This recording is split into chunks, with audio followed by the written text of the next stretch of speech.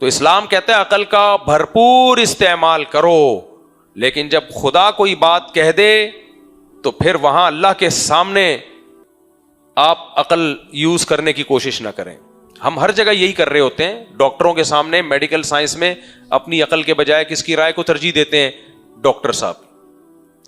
آپ بیمار تھے، ڈاکٹر نے کہا ٹیکا لگاؤں گا. آپ نے کہا میں تو پہلے ہی بیمار ہوں، اوپر سے ٹیکا لگا کے مجھے اور تکلیف دے رہے ہو.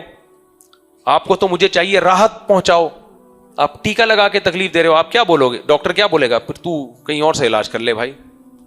تو شیطان نے اللہ کے مقابلے میں عقل استعمال کی تھی.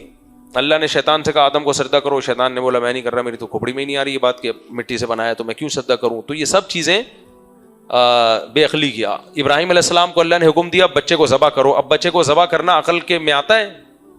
خلاف عقل ہے نا یہ. تو یہ خلاف عقل نہیں، ماوراء العقل ہے. بھائی کیوں بچے کو ذبح کر رہے ہیں؟ اللہ کا آرڈر ہے تو پھر اپنی عقل استعمال نہیں کرنی پڑے گی.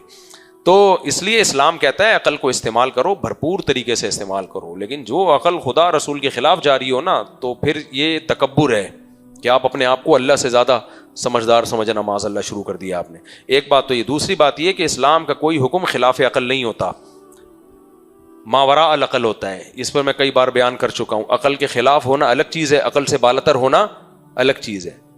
کوئی بھی بات عقل کے خلاف اسلام نہیں کہے گا. جیسے 2 اور 2 4 ہوتے ہیں، 2 اور 2 5 نہیں ہوتے. 2 اور 2 کا 5 ہونا عقل کے خلاف ہے. کوئی مذہب اگر عقل کے خلاف بات کرنا شروع کر دے وہ مذہب ہی باطل مذہب ہوگا، وہ مذہب برحق ہی نہیں ہو سکتا.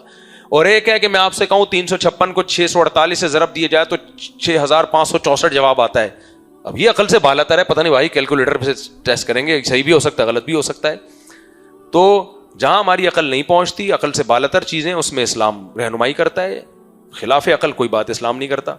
سمجھتا ہے کہ نہیں سمجھتا ہے؟